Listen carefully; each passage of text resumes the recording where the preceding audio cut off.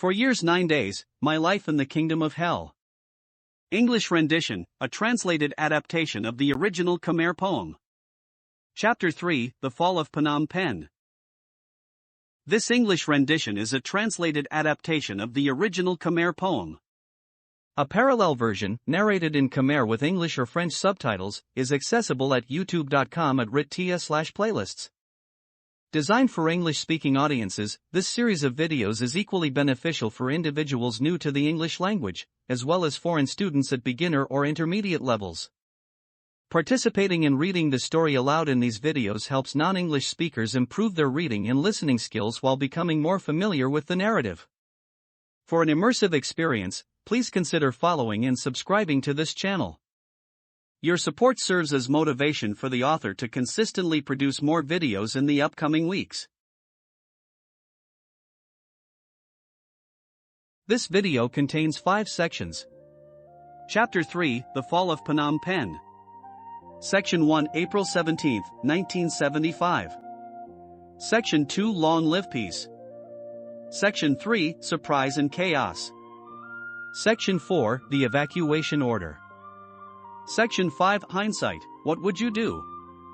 Today, April 17, 1975. April is the hottest month in Cambodia and we have been confined to our homes since New Year's Day. The sound of heavy bombs and exploding rockets has continued for several weeks, but it seems that the explosions have become less frequent this morning. There are factories and houses that are burning nearby and the smoke can be seen coming from different locations as the sky is clear. The sound of bombs exploding has become less frequent, but the Republican Army is returning to the city with their tanks in tow. It seems that they no longer want to fight their enemy. Soldiers have attached white flags to the antennas of their tanks. There are many Lon Nol troops at the corner of Tepphon Street and Serapert Boulevard. Some have taken off their uniforms but are still carrying guns on their shoulders. Surprisingly, they are very disciplined and are walking up quietly. The Republican Army knows that they have lost the war and they must believe that peace is coming. There is a convoy of tanks and trucks moving slowly, followed by the Khmer Rouge army. These people are carrying guns in their hands. The guerrillas are dressed in black. They look serious because there are no smiling faces among them. The so-called Liberation Army is in large numbers. They wear black sandals made from car tires. Young militants have bullets wrapped around their torso. Their fingers are on the triggers. Some people give them water, but they throw the water away. Even though the guerrillas wear very strange facial expressions, the city dwellers clap their hands and make noises to welcome them. It seems that every city dweller is happy to think that peace is finally there. On the left, there are loud noises. There is a troop of Khmer Rouge surrounding the Republican Army, pointing their weapons at the heads of the soldiers. They force soldiers to take off their uniforms, leaving them in their underwear. They confiscate their weapons, including guns and cannons, before allowing the soldiers to run away and disappear into the crowd. I am among those who stay close to the guerrillas. I observe that everyone is wearing black uniforms and black sandals. I also notice that none of them have a smiling face. The situation is horrible, but I am not afraid of the Liberation Army as I think of the peace that is coming. The Year of the Rabbit will bring us peace and joy. Some city dwellers gather families and friends to celebrate the return of peace. Like my family, we all meet at my cousin Kun's house where my grandmother lives. My aunts, uncles, cousins, almost everyone is there. We are more than 40 people. There is all kinds of food. We are in full joy. We eat and drink while celebrating the peace to come. Chapter 3, Section 2, Long Live Peace. 5 years of war has affected everyone, from small villages to cities all over the country. Houses and infrastructure have been destroyed, and there is social insecurity due to the ongoing explosions of bombs every day. In the wake of an economic crisis, inflation is surging, making life more difficult for many. The depreciation of the riel, Cambodian currency, threatens to impoverish countless individuals, worsening the situation. In addition to the war, there is a political crisis caused by the monarchy continuing to influence the political scene of Cambodia, with Radio Peking calling on people to rise against Lon Nol. There is also a social crisis as corruption seems to have spread everywhere in government agencies. Corruption is even worse than it was during Sihanouk's regime. There is also an academic crisis as there is a lack of schools. Each classroom is shared by 2 shifts in 2 different groups. Studies are limited to half-day shifts, the morning and the afternoon. As for communications, most of the roads or waterways connecting provinces are cut off because they are prone to attacks by the guerrillas. All transportation to most provinces is available only by air. It is chaos in Phnom Penh as rockets can fall or bombs can explode at any moment, either day or night. Most of the victims are ordinary people. The current government is growing weaker day by day. All of these factors discourage people from supporting the war with the Khmer Rouge. In addition, people are turning to Sihanouk, who is becoming one of the Khmer Rouge leaders. The day has come as the ship has sailed past the bad storm and arrived at the port. That is one of the reasons that people are happy and some even dancing on the street. All the city dwellers clap their hands welcoming the undoubted guerrillas. What's on people's mind is the word peace. The roar of the city dwellers shouts for blessings, Cheo Cheo, to help to strengthen the spirit of the guerrillas and to congratulate their army. With the hot weather, some give them cold water. Surprisingly, that water is thrown away, making the kind donors disappointed. The faces of these people appear serious, with no one displaying a smile. It's difficult to discern their emotions, but perhaps they are exhausted. Today is April 17, 1975, a day that will be remembered as the day the guerrillas won the war. They enter the city victorious and are met with joy and celebration by the majority of the population. It appears that the war is over. Peace and order will be restored in the coming days. This is a hopeful and joyful occasion. The sound of cheering and celebration can be heard from every corner of the city. Additionally, there have been no reports of rockets exploding since the morning, adding to the celebratory atmosphere. People are so happy that they shout, Cheo Sunte Peep, meaning long live peace. Chapter 3, Section 3, Surprise and Chaos. The guerrillas have successfully taken control of the city and ended the war. 5 years of conflict have come to an end and hope for peace is restored. Everyone is overjoyed at the prospect of living in a society free from the constant threat of explosive bombs. My cousin Teen comes home with a pale face, bringing with him news that is initially dismissed as a joke. He insists that it is true and explains that at the corner of Teppan Street, the guerrillas are telling everyone to leave their homes. Unfortunately, the news turns out to be true. The guerrillas are forcing residents to leave their homes and shooting anyone who resists.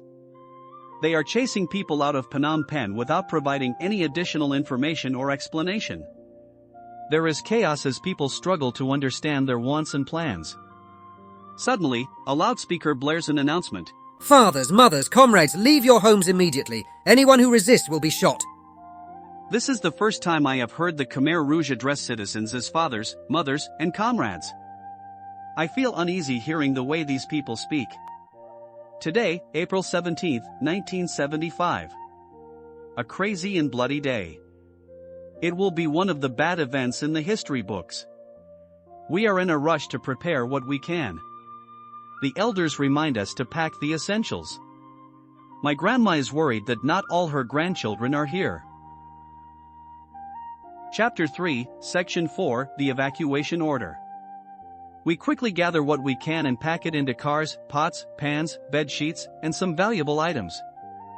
There is no time to plan what to take as the Khmer Rouge is pushing us to hurry and leave our homes. The elderly and young children take priority in the cars as there is not enough space for everyone. My grandmother is worried as not all of her children and grandchildren are with her. She tries to beg the Khmer Rouge to give her some time to wait for her missing family members. She insists that they will come. Thankfully, my uncle's car arrives just in time as we are about to leave. Our group consists of 36 people in total. I quickly run back into the house to grab my bike and my school bag with my books inside, thinking that I will have some time to read. The Khmer Rouge intimidates us to leave quickly, warning us that anyone who is stubborn will become a guardian of the street. Later, we understand that this means being killed and left as a body on the roadside. we do not have a choice. We follow others on the Teppan street to the west. The street is full. People start to realize something is wrong with the Khmer Rouge.